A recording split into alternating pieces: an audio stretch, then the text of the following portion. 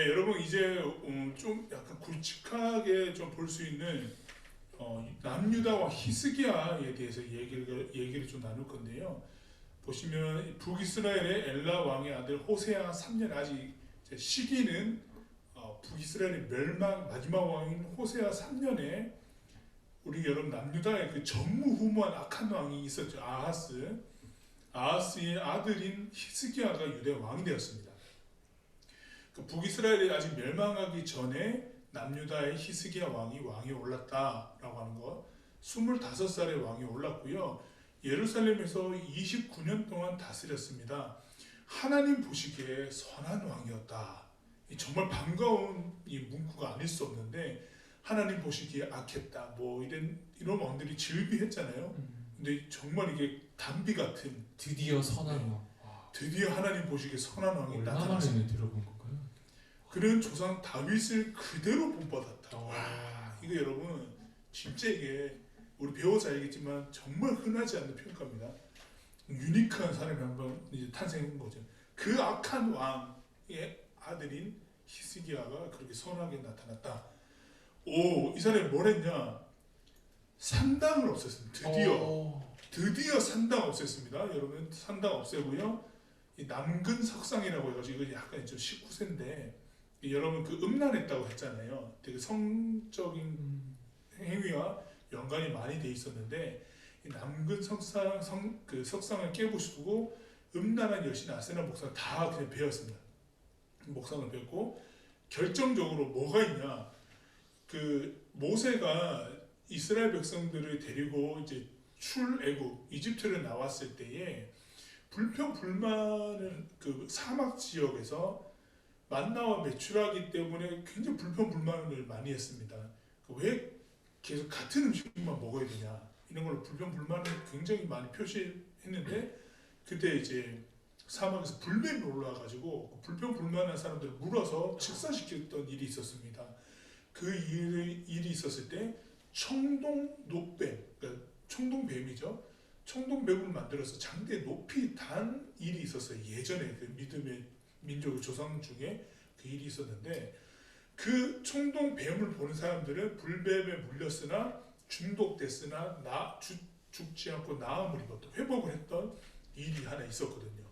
근데 그게 이제 하나님의 역사로서 기억되어야 될 것이 또 하나의 우상이 되어버렸습니다. 그 청동뱀을 놔두고 섬기면은 복 받는 것처럼 있잖아요, 여러분들. 또 다른 우상처럼 이들이 섬기기 시작을 했던 거예요.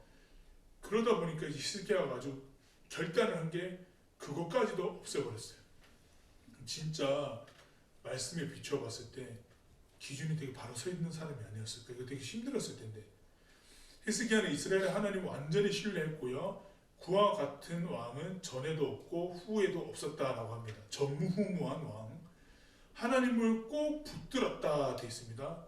잡은 손을 절대 놓지 않았다라고 평가하고 있습니다.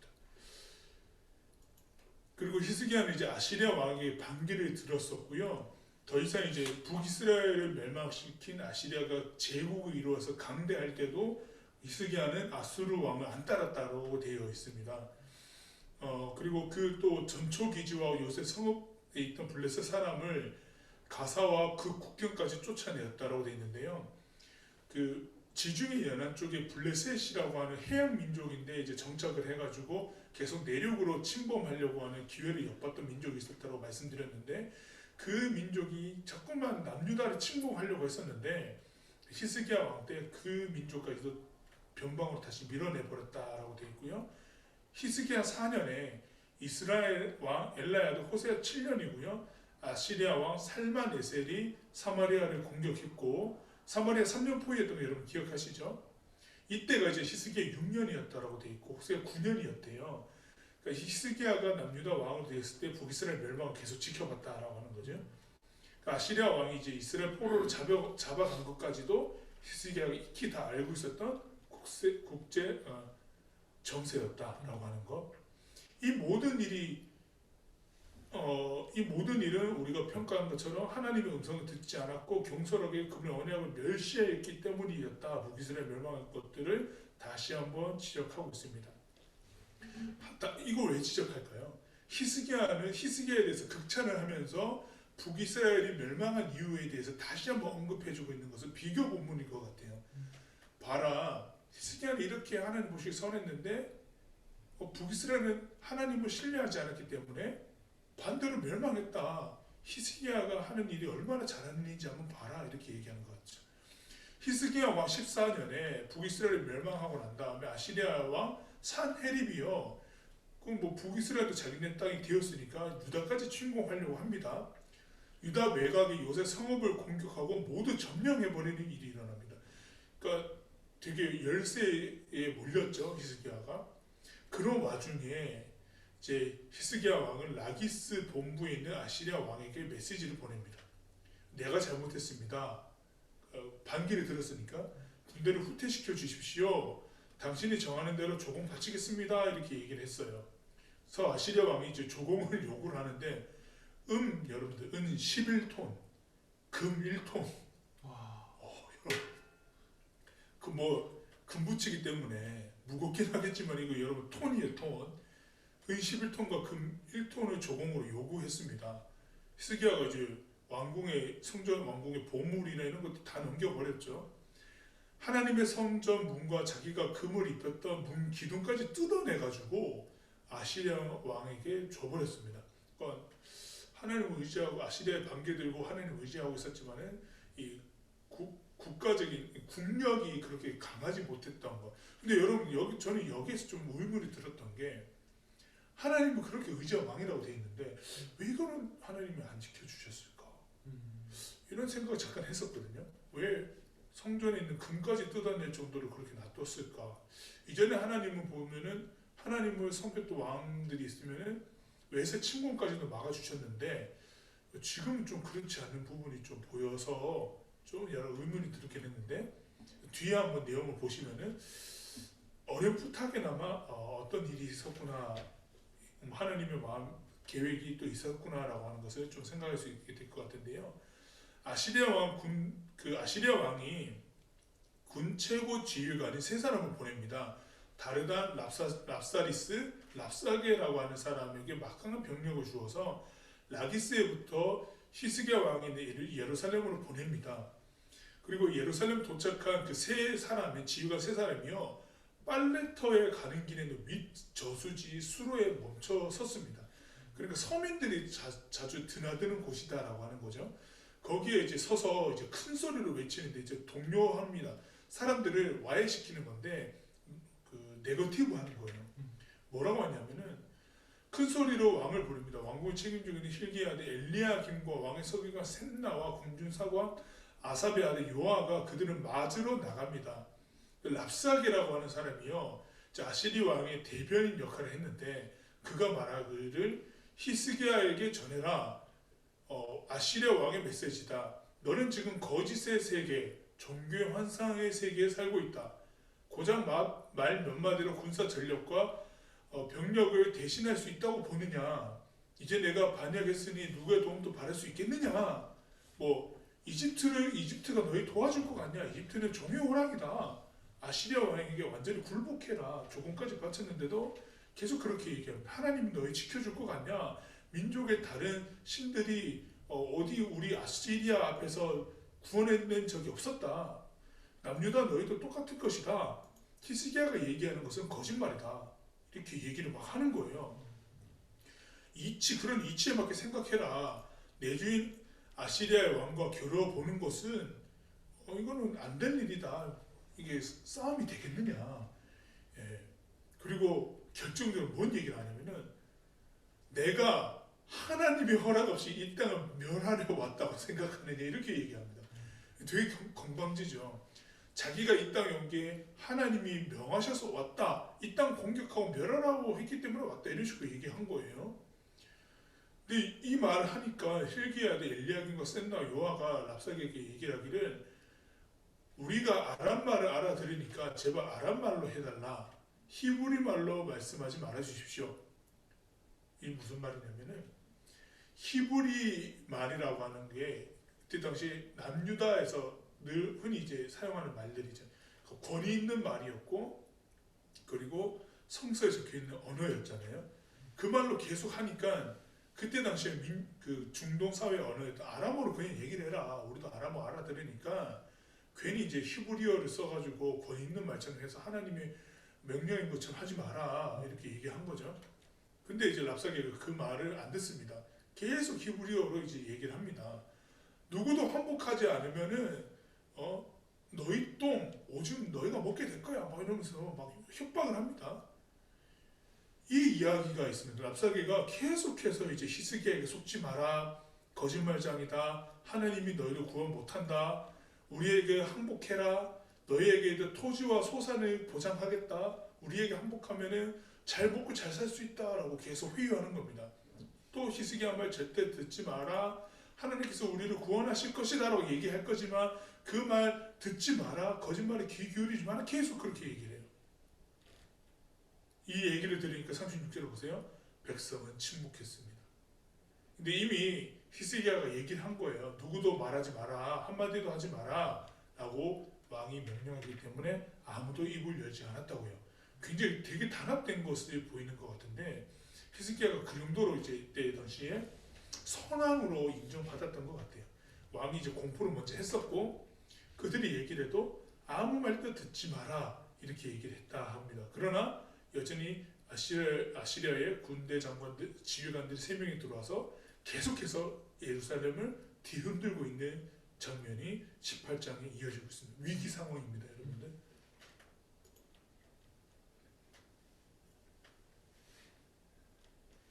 하셨죠? 설명 보상이 끝나셨고요. 제가 이제 18장 설명하도록 하겠습니다.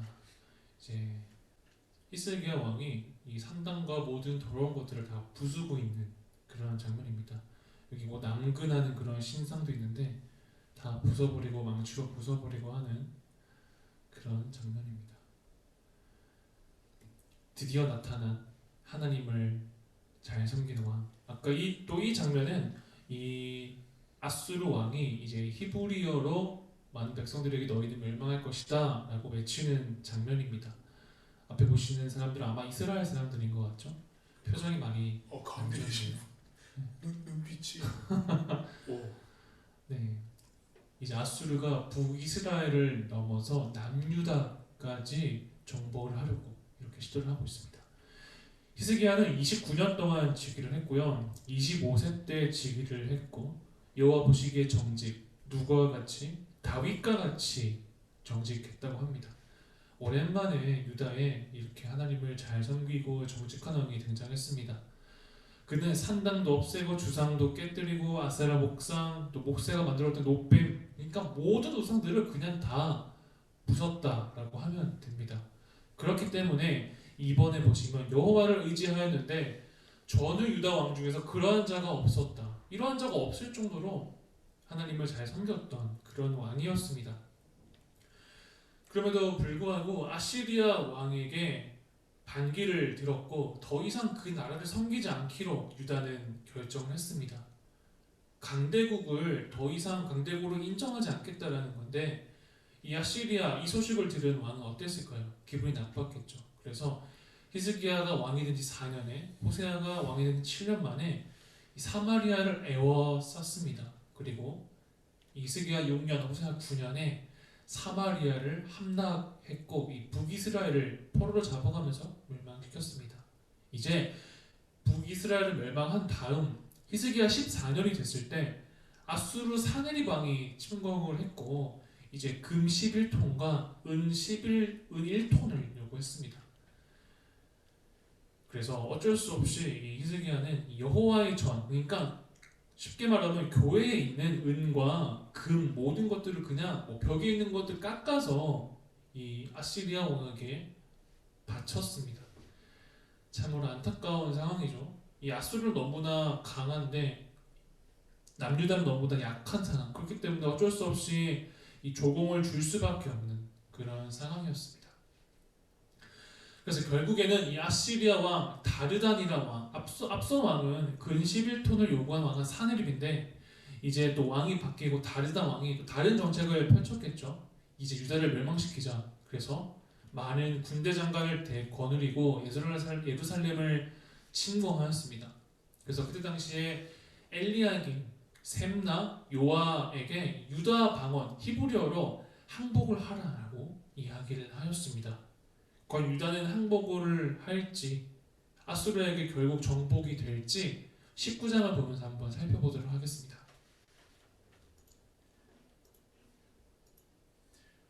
네, 계속해서 이제 위기가 찾아오고 있었습니다. 이 일 때문에 이제 그 신하들이 아까 나갔던 엘리야김과 그 셈나와 요아라고 하는 세 사람이 히스기야에게 돌아갔고요. 절망해서 옷을 찢었어요. 이거 어떻게 됩니까? 옷을 찢었어요.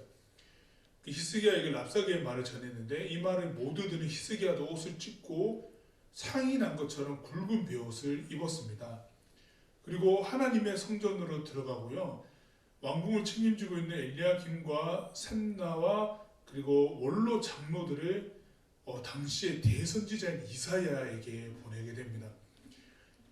이사야라고 하는 선지자가 여러분들 우리가 배울 때 엘리야, 엘리사 이런 선지자 우리 많이 들어봤을 텐데 남유다에는 아주 큰 선지자가 있었습니다. 이사야라고 하는 선지자가 있었는데요.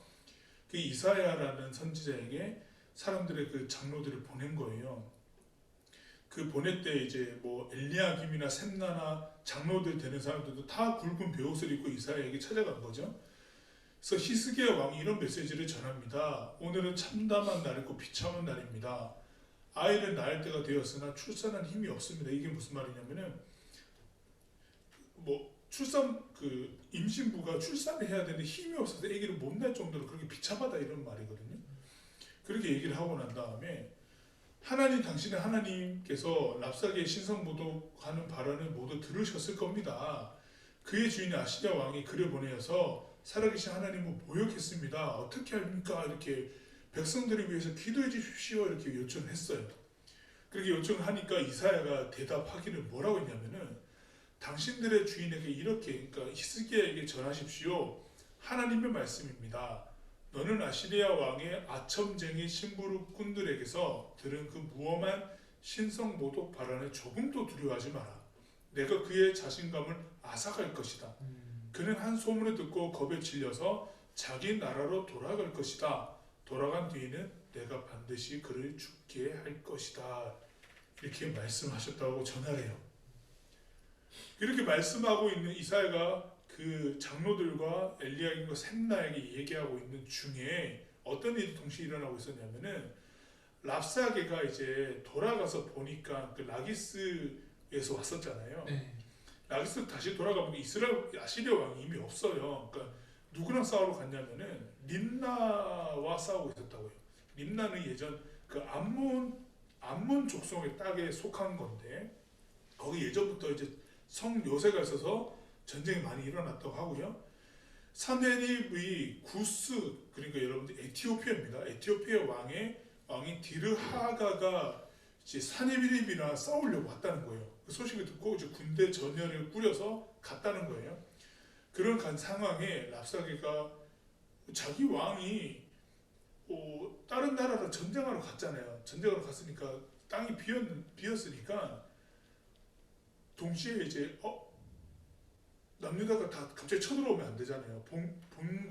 본딘이 회군을 했으니까 군지관이 파송되어서 왔다가 자기들만 돌아갔으니까 병력이 있다 하더라도 본진이 나가버렸으니까 만약에 남유다가 치면 어떻게 될까요? 공격 당하겠죠. 네. 비어 있으니까. 네, 비어 있으니까. 네. 충만 병력이 없으니까 위험한 상황이니까 랍사게가 또 허세를 부립니다. 히스기야한테 또 얘기한 게 야 굴복해 허세 부리는 거죠. 허장성세인 거죠.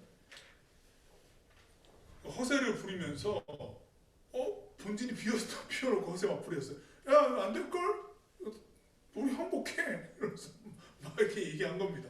근데 히스기야는 상황을 모르니까 편지를 받아들고 이제 편지를 하나님 앞에 펴놓는다라고 돼 있는데 이제 하나님께 기도하는 거죠. 편지글을 다 펴놓고 기도합니다. 이스라엘의 하나님, 세상의 모든 나라를 다스리시는 한 분 하늘을 지으시고 땅을 지으신 분이십니다. 귀를 열어 들어주십시오. 눈을 떠서 봐주십시오.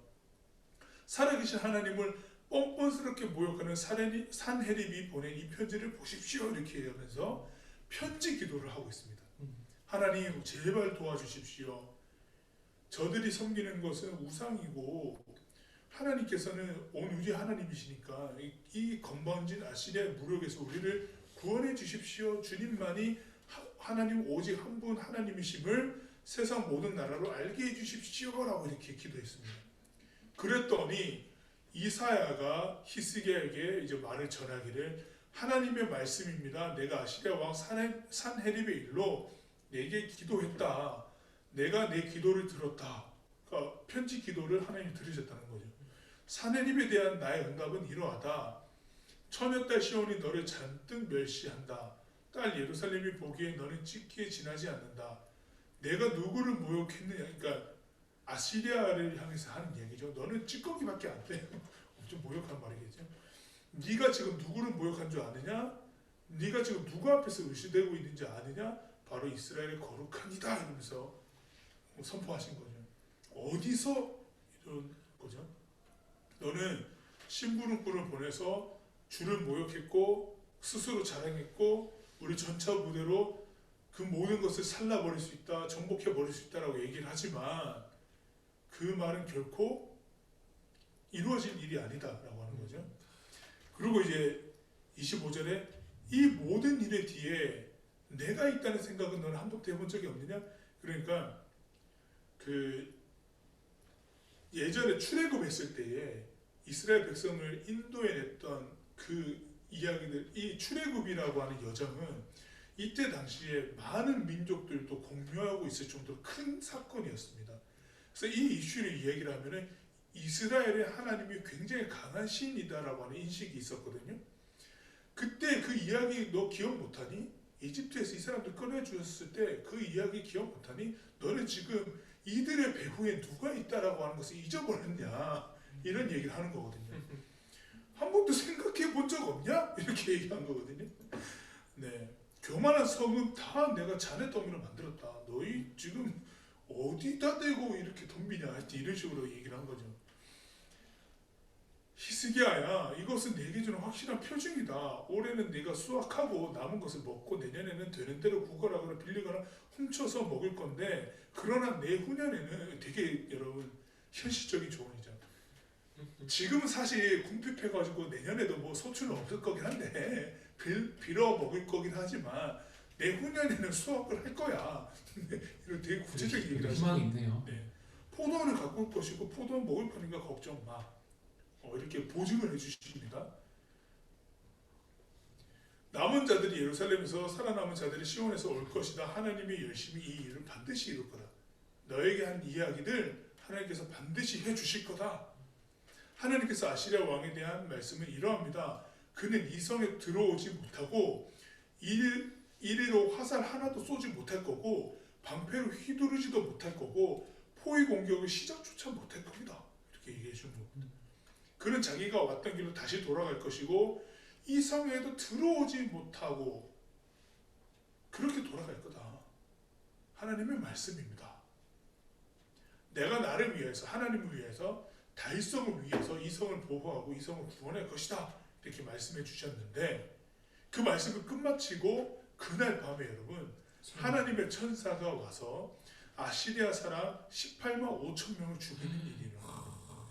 이튿날 아침에 예루살렘 백성이 일어나서 보니 온진이 주검천지였다라고 되어 있습니다. 주검이 시체죠. 네, 시체로 뒤덮였다. 18만 5천 명의 시체는 어떤 기록에 보면은 이제 자기네들끼리 이제 소요가 일어나서 막 서로 죽였다라고 하더라고요. 그 예전 사사기에 보면은 자기네들끼리 또 죽이는 일이 있죠.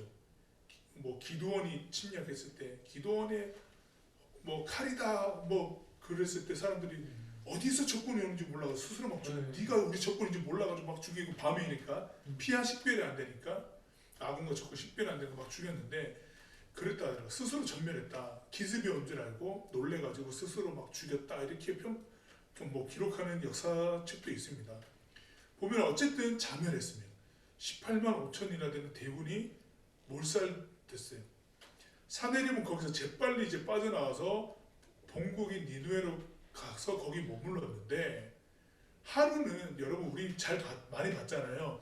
전쟁에 대피하고 온 왕이 여러분 자기 목숨 건사했나요? 아니었거든요. 뭐 우리가 그때 아람의 왕이었던 그 벤하닷 같은 경우도 전쟁에서 사마리아 왔다가 아무 성과 없이 돌아갔을 때 어떻게 됐나요? 부상 입고 있을 때 하사엘이 죽이잖아요. 그러니까 하여튼 전쟁을 제대로 못 치르고 대피하고 돌아오면 쿠데타가 늘 있더라고요. 여기 사내립도 똑같은 게 하루는 그가 자신들이 섬기는 그 니스록이라고 하는 신전에서 예배하고 있는 독수리입니다. 신전에서 예배하고 있는데 그의 아들의 멜락과 사레셀이 그를 죽이고 아라랏 땅으로 도망했습니다. 아라랏 땅은 터키 쪽일 것 같아요. 그의 아들 에산핫돈이 뒤를 이어 왕이 됩니다. 그러니까 사내립이요 전쟁에도 대피하고 돌아갔는데 아들한테 죽임당합니다. 살해당하고 아들들은 뭐 쿠데타를 일으켜서 왕위를 찬탈한 게 아니라 도망가 버리고 그러니까 사내립 왕조가 그냥 멸망해 버리고요. 이제 다른 아들인 이제 그의 아들 에산핫돈이라고 하는 사람이 왕이 돼가지고 아수르를 다스리기 시작을 합니다. 뭐 한번에 쿠데타긴 하네요. 그렇게 쓸쓸한 최후를 맞이했습니다. 야, 결국에는 아수르 왕이 죽게 되는 그런 결과네요.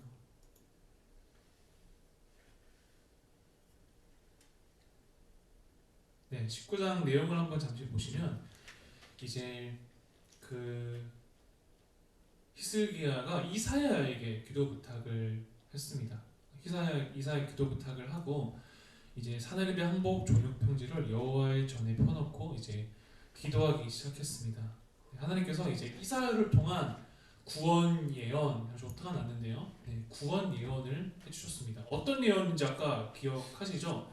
이 결국에는 올해까지는 네가 굶을지라도 내후년에는 되게 수확을 할 것이다, 열매를 얻을 것이다, 내후년은 상황이 더 좋아질 것이다 라는 그런 기도를 했습니다. 그런 예언을 했습니다. 그래서 결국에는 우리 방금도 보았듯이 여호와의 사자 군사가 18만 5천 명을 치는 그러한 기적이 일어나게 됩니다.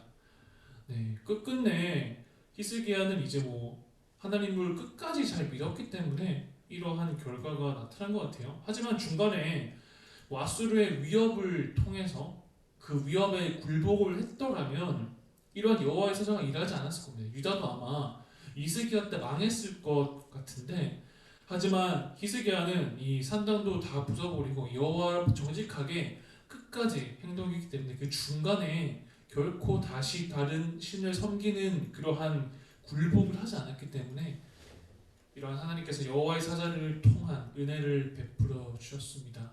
우리도 참 이 히스기야의 모습을 보면서 이 끝까지 하나님을 잘 믿는 것, 그 마음을 유지하는 것이 참 중요한 것 같아요. 그 당장에는 내가 하나님께서 응답해 주시지 않고 어떠한 나에게 도움을 주지 않을지라도 우리가 끝까지 그 믿음으로 나아갔을 때 이 하나님이 이러한 은혜, 이 기적과도 같은 18만 5천 명을 치는 그런 은혜를 우리도 아마 느낄 수 있을 겁니다. 이렇게 아수르의 군사가 사내립의 군대를 쳤기 때문에 사내립은 니느웨로 도망을 갔습니다. 그래서 이 니스록 신전에서 예배를 하고 있었고, 이 아드람멜렉과 사레셀이라는 사람이 이 칼로 감히 아수르 왕을 죽였습니다. 그리고는 이제 그의 아들 에살핫돈이 뒤를 이어 왕이 됐습니다. 하나님의 그 백성들을 괴롭힌 그 사내립 왕은 결국에는 망했습니다. 그 군사력을 가지고 있었음에도 불구하고 이 하나님 앞에서 그런 군사력은 아무런 의미가 없죠. 이 위대하신 하나님께 그 백성들을 건드리는 것은 감히 죽음을 내놓는 일이다 라고 말할 수 있을 것 같습니다. 아수르의 지도입니다. 아까 그 사내립 왕이 도망갔던 곳이 니느웨였고, 아까 또 쳐들어왔던 곳이 예루살렘입니다. 상당히 거리가 멀죠. 아마도 니느웨에 왔을 때 많이 지쳐 있었던 것 같아요. 이 수천 킬로 되는 거리니까 많이 지쳐 있었던 상황 가운데 아무래도 다른 병사들에게 이 살해당했지 않나 이런 추측을 할 수가 있고요. 네. 한 가지 웃긴 게 발견했는데 여기는 바보라는 곳입니다. 바보. 네. 여러분들 졸고 있는 사람은 바보입니다. 네, 죄송합니다. 네, 어쨌든 이렇게 돼 있고요. 이 이사야가 기도하고 있는 모습입니다. 이 뒤에 다 같은 백성들도 기도를 하고 있죠. 마지막으로 이 하늘에서 천사가 내려와서 이 아수르의 18만 5천 명의 군대를 죽이고 있는 그러한 장면입니다. 천사가 근육이 몸이 덩치가 꽤 있네요. 어쨌든 이러한 정확히는 어떤 천사가 왔는지는 모르지만 그래도 많은 우리의 조상님들 또 오래된 사람들이 이렇게 추측을 해서 그림으로 잘 남겨주고 있는 것 같습니다. 이상 19장의 설명을 마치도록 하겠습니다. 그 히스기야 이야기는 다음 주에도 다시 이어집니다. 이제 또 다른 위기가 나타나게 되는데요. 그 이야기를 통해서 히스기야의 통치 말년을 좀 보게 될 것이고, 중요한 것은 이제 하나님을 바르게 섬기는 왕이 나타났다라고 하는 게 큰 이슈고, 드디어 산당을 허물었다. 그리고 위기 상황에서도 경거망동하기보다는 하나님을 의지하려고 계속해서 기도하면서 애썼던 히스기야의 모습이 이제까지 다른 왕들과는 참 많이 다른 모습이었다라고 하는 걸 여러분 지켜볼 수 있었었고, 결국 하나님을 의지했을 때 군사력으로는 안 된다라고 하는 것은 이미 알았었고, 또 11톤, 은 11톤, 금 1톤, 뭐 성전문 금 다 뜯어내면서까지 줬으니까 이거는 군사력으로 대체할 게 아니고 이집트 왕 다른 강대국을 의지할 것도 아니었고 하나님밖에 없다라고 하는 것을 명확하게 알고 히스기야가 대처를 했었고요. 말 그대로 하나님이 그에 대한 그 보답을 해주신 장면이었다라고 하는 되게 FM적인 부분이지 않았나. 위기 상황에 하나님 의지했더니 하나님께서 기이한 일을 행하시고 그것으로 이스라엘을 구원하셨다. 남유다를 구원하셨다. 이게 이제 오늘 핵심으로 남을 수 있는 것 같은데, 우리도 이 말씀 따라서 우리의 좀 중요하게 위기 순간이나 좀 갈등 상황 속에 내가 살아왔던 뭐 경험했던 것들 노하우가 있겠지만 먼저 기도해 볼 수 있는 우리의 모습이 되어야 되겠다라는 생각을 해보게 됩니다. 네, 여러분들 오늘 또 이제 내용은 되게 짧았는데 여러분 계속해서 이렇게 내용 짧을 것 같아요. 여러분은 즐겁죠? 짧으니까. 아니, 실망할 것 같은데 어떡하죠? 그럼 길게 해야 되나요? 다 반응이 없습니다. 빨리 끝내줘야 될 것 네, 같아요. 알겠습니다. 지금 기도하고 마무리하도록 하겠습니다. 제가 기도할까요? 네, 오늘 목사님. 하나님, 위기 순간에 하나님을 의지하며 기도했던 히스기야 왕의 모습을 보면서 우리가 가진 힘과 어떤 지혜와 능력을 먼저 발휘하기 이전에 하나님께 기도하며 나아가는 모습이 참으로 중요하구나라고 하는 것을 다시 한번 생각하게 됩니다. 또 마찬가지로 종교개혁 기념주일날 이렇게 잇대어서 성경 공부를 하고 있다 보니 종교개혁에서도 하나님을 기억하고 회복하는 일에서는 모든 부분에서 하나님께 물어보는 그 이야기, 그 시도가 참 중요하다고 여겨지는데, 오늘 성경 말씀 배운 것처럼 우리 각자의 일상생활에서도 하나님께 물으며 나아갈 수 있도록 그 하나님 앞에 우리의 모든 생각들도 한번 내어놓고 나아갈 수 있는 신앙의 결단함이 있을 수 있도록, 그렇게 하루하루를 살아내는 우리들의 모습 되어질 수 있도록 성령님 함께하여 주십시오. 예수님의 이름으로 기도드립니다. 아멘.